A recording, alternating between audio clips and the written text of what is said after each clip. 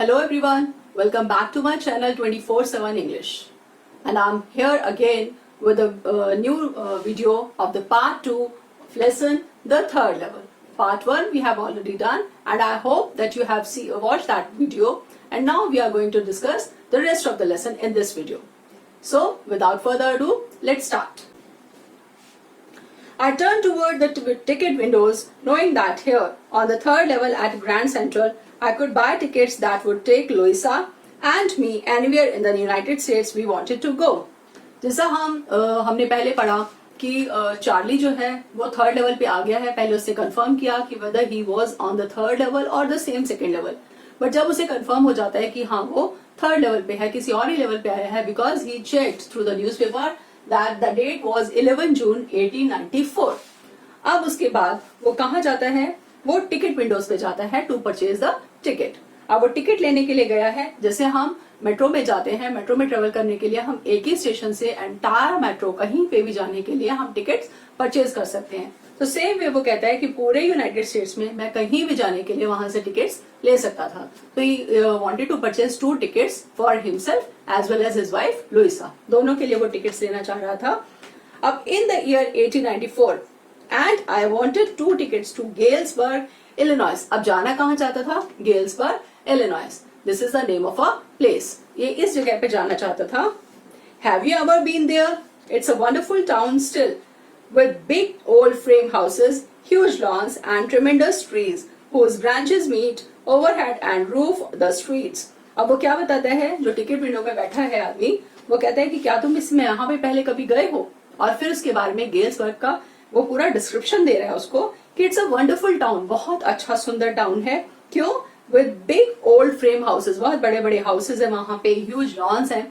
क्यों? क्योंकि जिस टाइम पीरियड में अभी चार्ली है वहां पे इतने बड़े बड़े हाउसेस, इतने बड़े बड़े लॉन्स जो है वो नहीं है. अब उनके अपार्टमेंट्स बन गए हैं, बड़ी बड़ी बिल्डिंग्स बन गई हैं.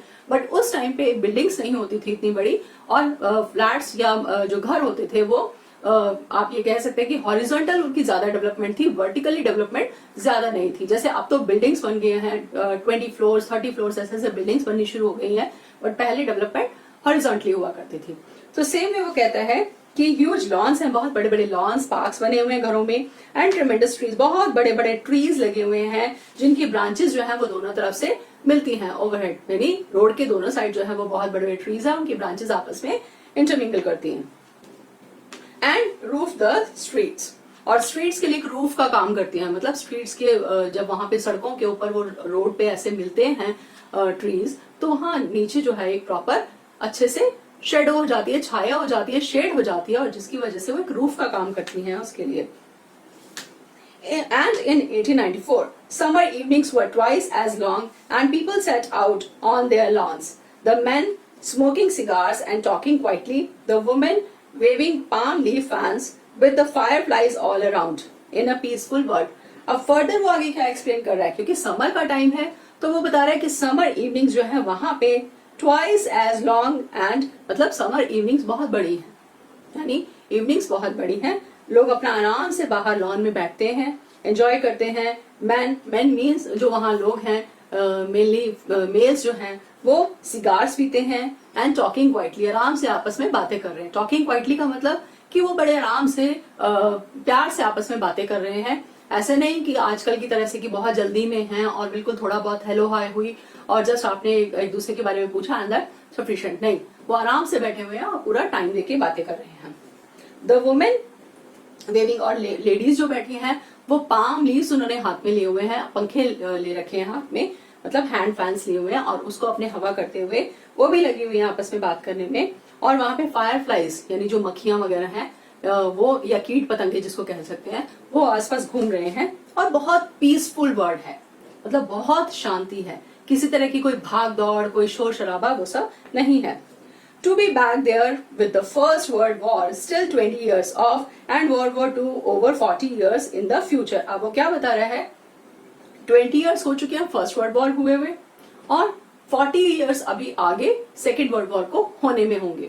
मतलब 40 years के बाद सेकेंड वर्ल्ड वॉर होगी. मीन्स 1894 का ये हमें दिया हुआ है टाइम, तो 1894 के 20 years पहले यानी 1874 के अराउंड फर्स्ट वर्ल्ड वॉर हो चुकी है, और इसके 40 years बाद सेकेंड वर्ड वॉज होनी है, उस टाइम पीरियड की ये बात कर रहा है. I wanted 2 tickets for that. अब वो कहता है कि मैं उस जगह की 2 tickets चाहता हूँ. मतलब वो दोनों टिकट काउंटर पे the person who was selling the tickets and Charlie they were talking to each other. वो दोनों आपस में बातें कर रहे हैं और वो सब आदमी उसको ये सारी बातें बता रहा है. The clerk figured the fair. He glanced at my fancy headband but he figured the fair. अब वो क्या कहता है, फिगर्ड द फेयर. उसने चार्जेस देखे, कितने चार्जेस उसको देने हैं. फिर उसके हेडबैंड, मतलब जो उसने हैट लगाई है और बैंड लगाया हुआ है, उसकी तरफ उसको देखता है बड़े ध्यान से. क्यों? क्योंकि वो बिल्कुल डिफरेंट स्टाइल का उसने पहना हुआ है. और फिर वो दोबारा से फेयर की तरफ देखने लग जाता है, किराए की तरफ देखने लग जाता है. And I had enough for 2 coach tickets one way मतलब एक साइड के लिए, कि एक तरफ जाने के लिए मेरे पास एक कोच का प्रॉपर किराया था, मतलब इनफ मनी था मेरे पास 2 लोगों के लिए. But when I counted out the money and looked up the clerk was staring at me. He nodded at the bills. अब वो काउंट कर रहा है पैसे, करेंसी काउंट कर रहा है और उसको देने लगा है. जैसे ही तभी क्लर्क ने उसको लेने से he nodded out, मना कर दिया straight away. And that ain't money, mister, he said. And if you are trying to skin me, you won't get very far. And he glanced at the cash drawer beside him. Sorry. अब वो क्या कहता है उसको कि ये तुम मुझे क्या बेवकूफ बनाना चाह रहे हो, ये यहाँ की करेंसी नहीं है, यहाँ के पैसे नहीं है. क्यों कह रहा है ऐसा? क्योंकि वो 1894 की बात कर रहा है और उस टाइम पर ये करेंसी नहीं चलती थी.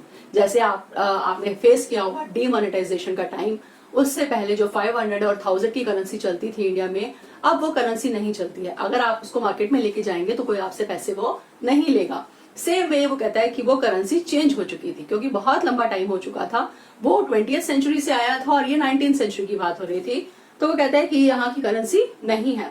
और if you are trying to skim me, अगर तुम मुझे बेवकूफ बनाना चाह रहे हो या मुझे चीट करना चाह रहे हो, तो तुम ज्यादा दूर तक नहीं जा पाओगे. Means you will be caught, तुम्हें पुलिस कस्टडी में भेज दिया जाएगा. And he glanced at the, और फिर वो क्या करता है, अपने कैश ड्रॉर जहां पे वो पैसा रखता है उस ड्रॉर को खोलकर देखता है. तो उसमें उसने भी साथ में देखा, of course the money was old style bills, half again as big as the money we use nowadays and different looking. अब वो खुद कहता है कि उसने देखा जब चार्ली ने कि उसने जो पैसे रखे थे वो बिल्कुल डिफरेंट स्टाइल के थे, और जो आज का हमारे पास आज के पैसे हैं जो उसके पास थे उस टाइम, कहते उससे ऑलमोस्ट डबल साइज के वो पैसे थे और वो बिल्कुल डिफरेंट थे. I turned away and got out fast. There is nothing nice about jail even in 1894. क्या कहता है कि मैंने वहां पे खड़े रहने की बजाय वहां से भागना बेटर समझा, क्योंकि अगर वो नहीं वहां से भागता तो he would have been gone to jail. उसको जेल में वो चला जाता, उसको जेल भेज दिया जाता. And that was that. I left the same way I came, I suppose. उसी रास्ते से जिस रास्ते से वो आया था उसी रास्ते से वो वापस चला गया. Next day during lunch hour I drew $300 out of the bank, nearly all we had, and bought old style currency that really worried my psychiatrist friend. अब क्या बताते हैं अगले दिन उसने क्या किया, बिकॉज उसके माइंड में एक क्यूरियोसिटी डेवलप हो गई है कि उसने एक बार थर्ड लेवल देख लिया तो वो उसको बार बार देखना चाहता है. And even he wants to go to Galesburg, वो गेल्सबर्ग भी जाना चाहता है. तो वो उसने क्या किया कि अपने पैसे निकाले घर से $300 और उनको बैंक लेके गया, उनको ओल्ड करेंसी में कन्वर्ट करवाने के लिए. जैसे फॉर एग्जाम्पल अगर आप कहीं भी किसी भी कंट्री की करेंसी हो या कोई भी ओल्ड करेंसी हो, वो अगर आप लेना चाहें, आपका अगर जब आप छोटे थे या अपने पेरेंट्स से पूछ के देखिएगा, जब पहले के टाइम में 5 पैसा 10 पैसा ये चला करते थे जो अब नहीं चलते हैं और आप कहीं देखेंगे भी नहीं. बट फिर भी अगर आप वो पैसा चाहें तो आप कहीं ना कहीं किसी ना किसी मार्केट से, जैसे चांदी चौक से या किसी भी और मार्केट से वो परचेज कर सकते हैं ऑन सम प्रीमियम, कुछ प्रीमियम अमाउंट, यानी उसके ऊपर कुछ अमाउंट देके वो ले सकते हैं. तो सेम वे इसने ओल्ड करेंसी परचेज करने के लिए $300 अपने घर से निकाले. अब उस सबको देखकर जो इसका फ्रेंड था, psychiatrist friend, he was worried, कि वो परेशान था. क्यों? क्योंकि इसका फ्रेंड है और वो उसे लग रहा था शायद ये he is going towards insanity, पागलपन की तरफ ये जाता जा रहा है, ये पागल होता जा रहा है. You can buy old money at almost any coin dealers, but you have to pay a premium, as I told you. कि आप किसी भी कॉइन डीलर से वो पैसा चेंज करा सकते हो, एक्सचेंज कर सकते हो, बट आपको कुछ प्रीमियम अमाउंट उसके ऊपर पे करना पड़ेगा. My $300 bought less than 200 at old style bills, but I didn't care. Eggs for 13 cents a dozen in 1894. अब क्या कहता है कि $300 लेके गया, लेकिन उसको ओल्ड करेंसी ओल्ड स्टाइल में के नोट्स जो मिले वो अराउंड अप्रोक्सीमेटली $200 ही मिले, यानी $100 उसको बेसिकली उसका प्रीमियम पे करना पड़ा। लेकिन फिर भी वो ही वॉज नॉट वरीड, उसको कोई टेंशन नहीं थी इस चीज की, उसको कोई परेशानी नहीं थी कि उसके $100 जो है वो इस तरह से प्रीमियम के फॉर्म में चले गए हैं। क्यों? क्योंकि eggs were 13 cents a dozen in 1894, क्योंकि उस टाइम जिस टाइम पे वो जा रहा था थ्रू टाइम मशीन और टाइम ट्रेवल, उस टाइम पे बहुत सस्ता सा सब कुछ, एवरीथिंग वॉज वेरी चीप। अब वो क्या एग्जाम्पल दे रहा है कि जो एग्स थे वो 13 सेंट्स के थे। Cents is lower than dollars. जैसे हमारा 1 रुपी के अंदर 100 पैसा होता है, ऐसे ही कुछ सेंट्स को मिलाकर आपका $1 बनता है। तो कहते हैं कि 13 सेंट्स, सिर्फ 13 सेंट्स के जो है एग्स आते थे एक डजन 1894 में। तो अगर उसको $200 भी मिले तो कोई बात नहीं, he can manage. But I have never again found the corridor that leads to the third level at Grand Central Station, although I have tried often enough. लेकिन क्या हुआ, वो बहुत गया, बार बार गया, कई बार गया उस सेम कॉरिडोर पे, लेकिन ना तो उसको जल्दी से वो कॉरिडोर नजर आया, ना उसको थर्ड लेवल ही दिखा। उसको ग्रैंड सेंट्रल स्टेशन पे दोबारा से वो सब चीजें नहीं मिली। Although I have tried often enough, बहुत बार उसने ट्राई भी किया, but everything went on vain, सब कुछ बेकार गया। Louisa was pretty worried when I told her all this and did not want me to look for the third level anymore. And after a while I stopped. I went back to my stamps, but now we were both looking every weekend because now we have proof that the third level is still there. अब क्या कहता है उसकी wife Luisa जो है, जब उसने अपनी वाइफ से डिस्कस किया तो उसकी वाइफ ने उसको स्ट्रेट अवे ये बोल दिया कि अब तुम्हें दोबारा से वहां जाने की जरूरत नहीं है, you need not to go again there. And you didn't want me to look for the third level anymore. कि वो नहीं चाहती कि मैं दोबारा से जाके थर्ड लेवल को चेक करूं या देखूं, क्योंकि वो बहुत वरीड थी उसकी वाइफ कि ऐसा ना हो कि ये कहीं गायब हो जाए, खो जाए या पागल ही हो जाए, तो इसलिए वो नहीं चाहती थी कि वो ऐसा कुछ करे। तो उसने भी कुछ टाइम के बाद ये सब ढूंढना बंद कर दिया, क्योंकि जब उसे मिला ही नहीं तो उसने वो भी आराम से बैठ गया। और आई वेंट बैक, और फिर दोबारा से अपने स्टैम्प कलेक्शन की हॉबी के ऊपर आ गया, मतलब अपना टाइम वहां स्पेंड करने लगा। But now we are both looking every weekend, अब हर वीकेंड पे वो देखते थे, दोनों ही देखते थे, बिकॉज नाउ वी हैव, लेकिन क्योंकि अब उनके पास एक प्रूफ था कि थर्ड लेवल वहां पर है।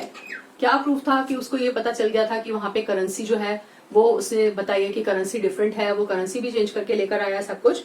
और सेम न्यूज़पेपर वहां देखा। My friend Sam Wiener disappeared. Now there is one more character over here by the name Sam Weiner. और सैम वीनर कौन है? इसका जो साइकेट्रिस्ट फ्रेंड है, that is Sam Weiner. So basically we have three main characters in this story. First, Charlie, he is the protagonist, his wife Louisa and his friend Sam Weiner. So he says that my friend Sam Weiner disappeared. अब कुछ time के बाद क्या हुआ, उसका friend जो था psychiatrist, he got disappeared. वो गायब हो गया। Nobody knew where, but I sort of suspected because Sam's a city boy and I used to tell him about Galesburg. I went to school there and he always said he liked the sound of the place and that's where he is. All right in 1894. अब उसको क्या doubt हुआ, क्योंकि वो अपने friend से discuss करता रहता था, गेल्सबर्ग के बारे में बताता रहता था कि, और ये भी बताता था कि वो जब छोटा था तो स्कूल जाता था वहां पे और उस जगह पे रहा है, कैसा प्लेस था, सब कुछ ये सारी बातें उसको बताता था। तो वो सैम जो था वो बेसिकली एक सिटी बॉय था और वो चाहता था कि इस तरह की जगह पे जाके वो रहे। तो उसको ये डाउट होता है कि हो सकता है वो भी शायद 1894 में चला गया हो, वो भी शायद थर्ड लेवल ढूंढने लग गया हो या उसको थर्ड लेवल मिल गया हो। Because one night fussing with my stamp collection I found, well do you know what a first day cover is. जैसे मैंने आपको बताया था पहले ही कि फर्स्ट डे कवर क्या होता था। तो वो कहता है एक नाइट पे वो बैठा अपनी स्टैम्प कलेक्शंस को देख रहा था और तब उसमें वो नोटिस करता है फर्स्ट डे कवर्स भी थे। When a new stamp is issued, stamp collectors buy some and use them to mail envelopes to themselves on the very first day of sale and the postmark proves the date. As I've told you before, first day cover कि जब कोई भी stamp publish होती थी, market में आती थी, तो लोग उसको परचेज कर लेते थे और अपने ही एड्रेस पे उसको एनवलप में लगा के स्टैम्प को और वो सेंड कर देते थे, पोस्ट कर देते थे और उस एनवलप के अंदर एक प्लेन पेपर रख देते थे, right, that is first day cover. अब the envelope is called the first day cover. और वो प्रूफ क्या होता था, वो उस डेट, वो इशू दिखाता था, इशूइंग डेट, कि किस डेट को वो स्टैम्प जो है इशू या पब्लिश हुई है। क्यों? क्योंकि पोस्ट ऑफिस में जाके उसके ऊपर स्टैम्प लगती थी और स्टैम्प पे वो डेट आ जाती थी। They were never opened. They were never opened मतलब उनको कभी खोला नहीं जाता था, क्योंकि पता था कि उसके अंदर कुछ नहीं है, सिर्फ एक ब्लैंक पेपर रखा होगा, व्हाइट पेपर या ब्लैंक शीट, तो इसलिए उसको कोई खोलता नहीं था। He just put blank paper in the envelope. That night, among my oldest first day covers, I found one that should not have been there, but there it was. It was there because someone had mailed it to my grandfather at his home in Galesburg. अब क्या कहता है, जब वो एक रात को बैठा अपने सारे स्टैम्प्स को देख रहा था, अपने सारे फर्स्ट डे कवर्स को देख रहा था, तो उसने क्या नोटिस किया, क्योंकि इतनी बार वो देख चुका है तो उसको पता था कि कौन कौन सा फर्स्ट डे कवर उसके उस बॉक्स के अंदर है या उसकी कलेक्शन में है। लेकिन एक ऐसा फर्स्ट डे कवर उसको मिलता है जो पहले नहीं था। अब वो कहता है किसी ने, someone had mailed it to my grandfather, कि उसके ग्रैंडफादर को गेल्सबर्ग के एड्रेस पे वो सेंड किया हुआ था first day cover.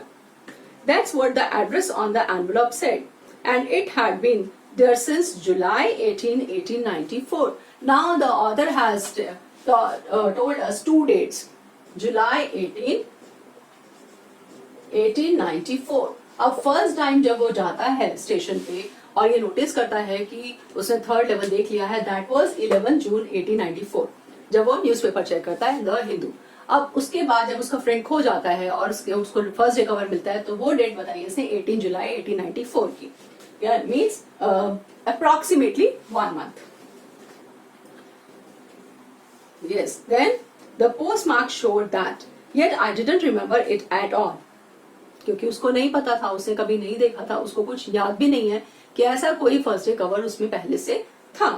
The stamp was a 6-cent dull brown with a picture of President Garfield.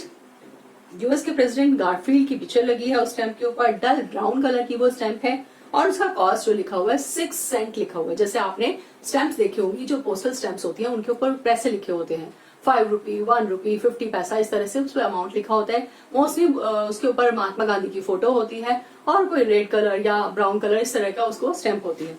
तो वहां वो पूरी डिटेल बता रहा है कि कैसी स्टैम्प थी वो।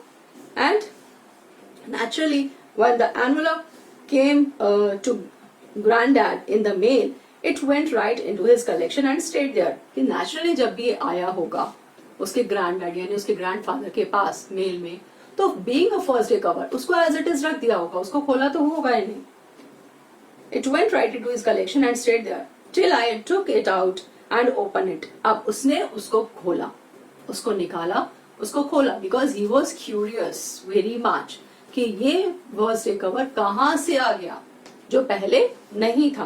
The paper inside was not blank, it red. It was not the blank paper.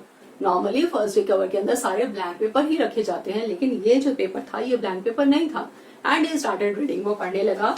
941 Willard street, Galesburg, Illinois, July 18, 1894। Charlie, the letter has been written to Charlie. Charlie को एड्रेस करके वो लेटर लिखा हुआ है और address किसका है? उसके ग्रैंडफादर का। I got to wishing that you were right, then I got to believing you were right. कहता है मैं पहले चाह रहा था, विश कर रहा था कि तुम ठीक हो, सही बात कर रहे हो, और फिर उसके बाद मैं ये बिलीव भी कर रहा था कि तुम सही होगे। एंड चार्ली, इट्स ट्रू, जो तुमने बताया वो सच में बिल्कुल सही बात है। I found the third level. I have been here 2 weeks and right now down the street at the Delhi's someone is playing a piano. अब वो सारा बता रहा है उसको क्या कि भाई जो तुमने बताया थर्ड लेवल वो बिल्कुल सही बात थी, और मैं यहाँ पे मैंने सर्च किया और मैं 2 वीक्स पहले यहाँ पे पहुंच गया और अब भी मैं यहीं पर हूँ। और कहता है कि जब मैं लेटर लिख रहा हूँ तुम्हें उस टाइम पे डाउन द स्ट्रीट नीचे कोई पियानो बजा रहा है, and they are all out on the front porch singing seeing Nellie home. और सब सारे लोग मोस्टली अपने घरों के बाहर खड़े होके they are singing seeing Nellie home, सब अपने अपने घरों के बाहर खड़े होके गाने गा रहे हैं। And I am invited over for lemonade, come on back. अब वो कहता है मुझे इनवाइट किया गया है लेमनेड के लिए। लेमनेड मतलब लेमन वाटर और लेमन जूस, उसके लिए मुझे इनवाइट किया गया है। जैसे आप ये कह सकते हैं कि लिम्का, जस्ट एन एग्जाम्पल, कि उसके लिए मुझे इन्वाइट किया गया है, मतलब नेबरहुड ने इन्वाइट किया है। And come on back Charlie and Louisa, कि तुम लोग भी वापस यहाँ आ जाओ। चार्ली एंड लुइसा, तुम भी यहाँ वापस आ जाओ। Keep looking till you find the third level. It's worth it, believe me. कहते हैं तब तक सर्च करते रहो जब तक तुम्हें थर्ड लेवल नहीं मिल जाता. Because believe me, it's worth it. मतलब उसको ढूंढ लेना एक बहुत ही समझदारी की बात होगी और सच में वो एक जैसे कहते हैं ना पैसा वसूल होगा. इस तरह से वो बिल्कुल तुम्हें पैसा वसूल वाली बात मिलेगी अगर तुम गेल्सबर्ग में आ जाओगे. The note is signed Sam. Now this letter has been written by Sam. Sam जो उसका फ्रेंड सैम वीनर जो गायब हो गया था, कहाँ पहुंच गया? गेल्सबर्ग में. और गेल्सबर्ग से उसने लेटर लिखा चार्ली को. और डेट क्या लिखी? 18 जुलाई 1894. At the stamp and coin store I go to, I found out that Sam bought $800 worth of old style currency. अब वो कंफर्म करने के लिए उस शॉप पर, कॉइन स्टोर पे, जहां से उसने करेंसी एक्सचेंज कराई थी अपने $300 लेके, वो अप्रोक्सीमेटली $200 एक्सचेंज करवा के लाया था ओल्ड करेंसी स्टाइल में. वहां पे वो गया कंफर्म करने के लिए और क्या पता चलता है उसको कि सैम ने वहां से $800 के करेंसी जो है वो एक्सचेंज कराई है एंड ओल्ड स्टाइल करेंसी खरीदी है उसने.